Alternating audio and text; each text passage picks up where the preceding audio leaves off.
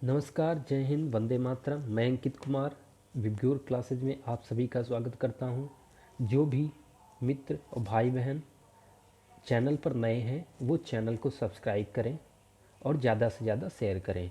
आज हम सभी अध्ययन करेंगे जो भारतीय इतिहास है उसके बारे में। तो भारतीय इतिहास में हम सभी देखेंगे कि ब्रिटिश शासनकाल में जो भारत में आंदोलन हुए थे और कांग्रेस की जो स्थापना हुई थी उसके बारे में हम लोग अध्ययन करेंगे। तो सबसे पहला प्रश्न क्या दिया गया, भारतीय राष्ट्रीय कांग्रेस की स्थापना कब हुई थी? तो भारतीय राष्ट्रीय कांग्रेस की स्थापना हुई थी 1885 में। किसके द्वारा की गई थी? एओ ह्यूम के द्वारा की गई थी। अब चलते हैं अगले प्रश्न पर। स्वदेशी आंदोलन, स्वदेशी आंदोलन कब हुआ था? तो स्वदेशी आंदोलन 7 अक्टूबर 1905 को टाउन हॉल कोलकाता में हुआ था। बंगाल विभाजन, बंगाल विभाजन कब हुआ था? तो बंगाल विभाजन 16 अक्टूबर 1905 को हुआ था। इस समय वायसराय कौन थे? तो लॉर्ड कर्जन इस समय कौन थे? वायसराय थे। भारत के वायसराय कौन थे? तो लॉर्ड कर्जन क्या थे? इस समय भारत के वायसराय थे। मुस्लिम लीग की स्थापना, तो मुस्लिम लीग की स्थापना कब होती है? मुस्लिम लीग की स्थापना 1906 में होती है। और मुस्लिम लीग की स्थापना किसने की थी? तो मुस्लिम लीग की स्थापना आगा खां सलीम उल्लाह खां के द्वारा की गई थी। तो ये बहुत ही महत्वपूर्ण प्रश्न है, बहुत सारी परीक्षाओं में पूछा गया है कि मुस्लिम लीग की स्थापना कब हुई है? तो मुस्लिम लीग की स्थापना 1906 में हुई है। अब चलते हैं, देखते हैं कांग्रेस का विभाजन, बहुत ही महत्वपूर्ण बिंदु है कांग्रेस का विभाजन। तो कांग्रेस का विभाजन कब हुआ है? तो कांग्रेस का विभाजन 1907 में हुआ है। 1907 सूरत के अंदर अधिवेशन हुआ था। इस समय भारतीय राष्ट्रीय कांग्रेस के अध्यक्ष कौन थे? रास बिहारी घोष थे। अगर पूछा जाए कि जब कांग्रेस का विभाजन हुआ था उस समय कांग्रेस के अध्यक्ष कौन थे? तो रास बिहारी घोष उस समय क्या थे? इसके हेड थे, भारतीय राष्ट्रीय कांग्रेस के हेड थे। सूरत अधिवेशन के अंदर कांग्रेस नरम दल और गरम दल में विभाजित हो गया था। तो कांग्रेस का विभाजन कहाँ हुआ था? सूरत अधिवेशन के द्वारा, जो कि 1907 में हुआ था। 9 जनवरी 1915, 9 जनवरी 1915 को गांधी जी साउथ अफ्रीका से भारत आए थे। तो किस तारीख को भारत वापस आए थे गांधी जी? तो महात्मा गांधी जी 9 जनवरी 1915 को भारत वापस आए थे। कहाँ से आए थे? साउथ अफ्रीका से। अब देखते हैं होम रूल लीग की, होम रूल लीग की स्थापना कब हुई थी? तो होम रूल लीग की स्थापना 1916 में होती है। किसके द्वारा की जाती है? एनी बेसेंट और बाल गंगाधर तिलक के द्वारा इसका आयोजन किया जाता है। कब होता है स्थापना? 1906 में होता है। अब देखते हैं लखनऊ पैक्ट, जो लखनऊ में अधिवेशन हुआ था उसके बारे में देखते हैं। तो लखनऊ में अधिवेशन कब हुआ था? भारतीय राष्ट्रीय कांग्रेस का जो लखनऊ में अधिवेशन हुआ था वो हुआ था 1916 में। अंबिका चरण मजूमदार जो थे भारतीय राष्ट्रीय कांग्रेस के उस समय अध्यक्ष हुआ करते थे। और नरम दल और गरम दल इसी में क्या हो गए थे? आपस में सहयोग की भावना बना लिए थे। मतलब नरम दल और गरम दल क्या हो गए थे? एक हो गए थे। तो किस अधिवेशन में हो गए थे? तो 1916 का जो अधिवेशन था जो कि लखनऊ में हुआ था, उसमें जो नरम दल और गरम दल एक में हो गए थे। जैसा कि अभी बताया कि नरम दल और गरम दल का विभाजन हो गया था पहले, लेकिन कब एक हो गए हैं? तो 1916 का जो अधिवेशन हुआ है लखनऊ में उसमें एक हो गए थे। उसमें इसके जो अध्यक्ष थे कौन थे? अंबिका चरण मजूमदार। कांग्रेस और मुस्लिम लीग का भी आपस में क्या हो गया था? समझौता हो गया था। अब देखते हैं रॉलेट एक्ट। तो रॉलेट एक्ट 1919 में आता है। रॉलेट एक्ट कब पारित होता है? तो 1919 में। इसे क्या कहा जाता है? इसे काला कानून भी कहा जाता है। ना अपील, ना दलील, ना वकील का कानून इसे भी कहा जाता है। इसे क्या क्या नाम दिया जाता है? काला कानून भी कहते हैं, और ना अपील, ना दलील, ना वकील का कानून भी कहा जाता है। किस किस एक्ट को? रॉलेट एक्ट को। अब देखते हैं जलियांवाला बाग हत्याकांड कब हुआ? तो जलियांवाला बाग हत्याकांड 13 अप्रैल 1919 को हुआ। ये किस दिन हुआ था? तो बैसाखी के दिन। बैसाखी के दिन एक मेले का आयोजन किया था जिस पर जनरल डायर के द्वारा अंधाधुंध गोली चला दी गई थी, जिसमें बहुत सारे लोग मारे गए थे। इसके खिलाफ जो नरसंहार हुआ था उसकी जांच के लिए एक आयोग का गठन किया गया था, जिस आयोग का क्या नाम था? हंटर आयोग का गठन हुआ था। तो हंटर आयोग किस लिए इसका गठन हुआ था? जो जलियांवाला बाग हत्याकांड हुआ था 13 अप्रैल 1919 को, उसकी जांच करने के लिए किसका गठन हुआ था? हंटर आयोग को का गठन हुआ था। अब देखते हैं खिलाफत आंदोलन। खिलाफत आंदोलन कब हुआ था? तो खिलाफत आंदोलन 1919 में हुआ था। ये क्यों हुआ था? तो खिलाफत आंदोलन तुर्की में जो खलीफा का पद था उसको समाप्त करने के खिलाफ हुआ था। तो खिलाफत आंदोलन का कारण क्या था? तुर्की में जो खलीफा का पद था उसको समाप्त कर दिया गया था, जिसके कारण ये अली बंधुओं के सहयोग से इस आंदोलन को चलाया गया। तो खिलाफत आंदोलन कब हुआ? 1919 में हुआ। अब देखते हैं कांग्रेस का नागपुर अधिवेशन। तो कांग्रेस का नागपुर अधिवेशन 1920 में होता है। विजय राघवाचार्य इसके हेड होते हैं। तो अगर बात करें नागपुर में जो अधिवेशन होता है वो होता है 1920 में, और इसके अगर भारतीय राष्ट्रीय कांग्रेस के अध्यक्ष की बात किया जाए तो कौन होता है उस समय? विजय राघवाचार्य क्या होते हैं? इसके अध्यक्ष होते हैं। असहयोग आंदोलन की शुरुआत की अनुमति इसी अधिवेशन में प्राप्त होती है। जो भारत में असहयोग आंदोलन चलाया जाता है उसकी अनुमति कहाँ से मिलती है? कांग्रेस का जो नागपुर अधिवेशन होता है उसी में मिलती है। ये बहुत ही महत्वपूर्ण प्रश्न है। ऐसा परीक्षाओं में पूछा जाता है कि जो असहयोग आंदोलन की अनुमति किस अधिवेशन से, कांग्रेस के किस अधिवेशन से मिला था? तो कांग्रेस के 1920 के अधिवेशन जो कि नागपुर में हुआ था वहाँ से अनुमति मिली थी। अब देखते हैं असहयोग आंदोलन का प्रारंभ कब होता है। तो असहयोग आंदोलन का प्रारंभ 1 अगस्त 1920 को होता है। किसके द्वारा किया जाता है? गांधी जी के द्वारा किया जाता है। किसके द्वारा किया जाता है? गांधी जी के द्वारा। अब देखते हैं जो गांधी जी थे उन्होंने सबसे पहला आंदोलन कौन से किया था? तो सबसे पहला उन्होंने आंदोलन किया था चंपारण बिहार में सत्याग्रह आंदोलन। तो गांधी जी के अगर सबसे पहले आंदोलन की बात करें तो सबसे पहला उनका आंदोलन था सत्याग्रह आंदोलन, जो कि 1917 में हुआ था, जो कि गांधी जी के द्वारा पहली बार किया गया था। अब चलते हैं अगले प्रश्न पर, देखते हैं चौरी चौरा कांड।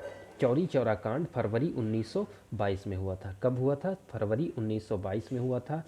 ये कहाँ की घटना है? तो ये गोरखपुर उत्तर प्रदेश में चौरी चौरा की घटना हुई थी। इस घटना के बाद में कौन सा आंदोलन समाप्त हो गया? तो असहयोग आंदोलन समाप्त हो गया था। कौन सा आंदोलन समाप्त हुआ था? असहयोग आंदोलन। ये जो दिया गया है चौरी चौरा कांड बहुत ही महत्वपूर्ण है, फरवरी 1922 में हुआ था। अब देखते हैं स्वराज पार्टी की स्थापना। स्वराज पार्टी की स्थापना कब होती है? तो स्वराज पार्टी की स्थापना 1923 में होती है। 1923 में स्थापना करने वाले जो हैं वो CR दास और मोतीलाल नेहरू के सहयोग से स्वराज पार्टी की स्थापना होती है। अब देखते हैं हिंदुस्तान रिपब्लिक एसोसिएशन जो था उसकी स्थापना 1924 में होती है। स्थापना किसके द्वारा की जाती है? तो इस स्थापना सचिंद्र नाथ सान्याल के द्वारा की जाती है। किसके द्वारा की जाती है? हिंदुस्तान रिपब्लिक एसोसिएशन की स्थापना सचिंद्र नाथ सान्याल के द्वारा की जाती है। इसी का नाम 1928 में क्या हो गया था? इसका नाम 1928 में Hindustan socialist republic association HSRA बाद में पड़ गया था। भगत सिंह इसी से जुड़े हुए थे। तो भगत सिंह किस संगठन से जुड़े हुए थे? तो Bhagat Singh Hindustan socialist republic association से जुड़े हुए थे। अब देखते हैं भारत में साइमन कमीशन की नियुक्ति कब हुई? तो साइमन कमीशन की नियुक्ति 1927 में होती है। यहाँ पर डेट देखिए गलत दी गई है। तो 1927 में 8 नवंबर 1927 को क्या होती है? 8 नवंबर 1927 को साइमन कमीशन की नियुक्ति होती है। तो इसमें कितने मेंबर होते हैं? इसमें 7 मेंबर अपॉइंटमेंट किए जाते हैं, मतलब नियुक्त किए जाते हैं। तो इसका विरोध क्यों होता है? 7 मेंबर अंग्रेज होने के कारण इसका क्या किया जाता है? इसका विरोध किया जाता है। अब देखते हैं कि भारत में साइमन कमीशन कब आया था। तो साइमन कमीशन का भारत में आगमन कब हुआ? तो 1928 में। इसी के विरोध में लाला लाजपत राय को लाठी लगने से निधन हो गया था। लाला लाजपत क्या कर रहे थे? साइमन कमीशन का गो बैक के नारा दे रहे थे, जिसके कारण उनको अंग्रेजों ने लाठियों से मारा था, जिसके कारण उनका क्या हो गया था? निधन हो गया था। लाला लाजपत राय ने क्या कहा था? तो लाला लाजपत ने कहा था, मेरे सर पर जो लाठी पड़ी है अंग्रेज के ताबूत में अंतिम कील की तरह होने वाली है। तो ये कथन ही बहुत महत्वपूर्ण है, बहुत ही महत्वपूर्ण है। ऐसा पूछ लिया जाता है कि यह कथन किसका है? तो यह कथन किसका है? लाला लाजपत राय द्वारा यह कथन कहा गया है। नेहरू रिपोर्ट के बारे में देखते हैं। तो नेहरू रिपोर्ट कब प्रस्तुत की गई थी? नेहरू रिपोर्ट 1928 में किसके द्वारा प्रस्तुत की गई थी? मोतीलाल नेहरू के द्वारा प्रस्तुत की गई थी। अब देखते हैं आगे। इसी रिपोर्ट में पहली बार संविधान निर्माण का प्रयास भारत के द्वारा किया गया। तो किस रिपोर्ट के तहत संविधान निर्माण के प्रयास किया गया?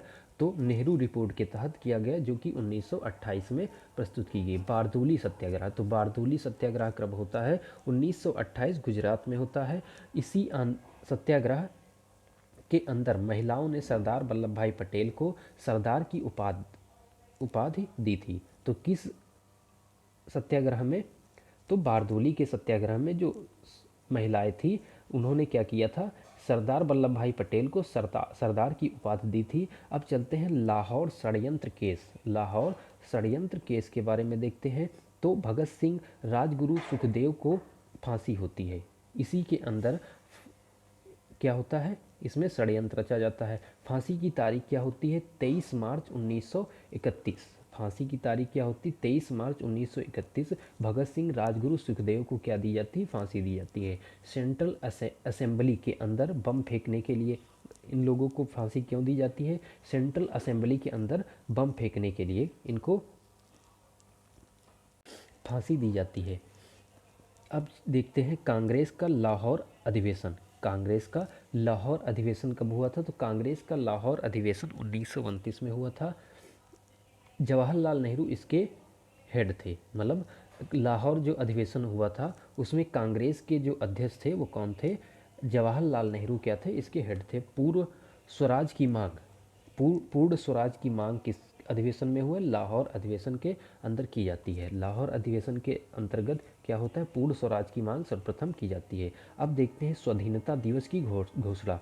तो स्वाधीनता दिवस की घोषणा कब की जाती है? 1930 में की जाती है। तो 26 जनवरी 1930 को स्वाधीनता दिवस के रूप में मनाया जाएगा, ऐसी घोषणा 1930 के अंदर की गई थी। इसी के कारण आज हम लोग क्या करते हैं? 26 जनवरी को क्या मनाते हैं? गणतंत्र दिवस मनाते हैं। यह 26 जनवरी बाद रिपब्लिक डे के रूप में मनाया जाता है। तो सबसे पहले क्या कब मनाया गया था? तो सबसे पहले 26 जनवरी 1930 को स्वाधीनता दिवस के रूप में मनाया गया था। इसी कारण हमारा जो भारतीय संविधान था 26 जनवरी को ही लागू हुआ था। अब देखते हैं नमक सत्याग्रह। तो नमक सत्याग्रह 12 मार्च से 6 अप्रैल तक 1930 तक चलता है। कब से कब तक चलता है? 12 मार्च से 6 अप्रैल तक चलता है। इसी को दांडी यात्रा भी कहते हैं। नमक सत्याग्रह या दांडी यात्रा भी कहते हैं। महात्मा गांधी जी के द्वारा स्टार्ट होता है नमक कर के विरोध में। तो लगभग ये 24 दिन तक चलता है। लगभग 24 दिन तक चलता है और लगभग डेली प्रत्येक दिन ये 10 किलोमीटर की यात्रा तय करते थे। प्रत्येक दिन क्या करते थे? 10 किलोमीटर की यात्रा तय करते थे और 240 किलोमीटर की दूरी इस पूरी यात्रा में तय की जाती है। साबरमती से गुजरात तक ये यात्रा थी जो कि 240 किलोमीटर लंबी थी। अब चलते हैं अगले प्रश्न पर। अगला प्रश्न क्या है? सविनय अवज्ञा आंदोलन। तो सविनय अवज्ञा आंदोलन 1930 में आता है। सविनय अवज्ञा आंदोलन कब होता है? 1930 में होता है। प्रथम गोलमेज सम्मेलन। प्रथम गोलमेज सम्मेलन कब होता है? तो प्रथम गोलमेज सम्मेलन 12 नवंबर 1930 को होता है। सविनय अवज्ञा आंदोलन को रोकने के लिए 12 नवंबर 1930 को प्रधानमंत्री मैकडोनाल्ड की अध्यक्षता में प्रथम गोलमेज सम्मेलन को आयोजित किया जाता है। किस लिए किया जाता है? क्योंकि जो सविनय अवज्ञा आंदोलन चल रहा था उसको रोकने के लिए प्रथम गोलमेज सम्मेलन का आयोजन कब किया जाता है? 12 नवंबर 1930 को किया जाता है। इसके अंदर कांग्रेस क्या करती है? भाग नहीं लेती है। मतलब कांग्रेस इसमें शामिल नहीं होती है। अब देखते हैं गांधी इरविन समझौता। तो गांधी इरविन समझौता कब हुआ था? मार्च 1931 में गांधी इरविन समझौता हुआ था। इसके अंदर कांग्रेस गोलमेज सम्मेलन के अंदर भाग लेने के लिए तैयार हो जाती है। तो गांधी इरविन समझौता कब हुआ है?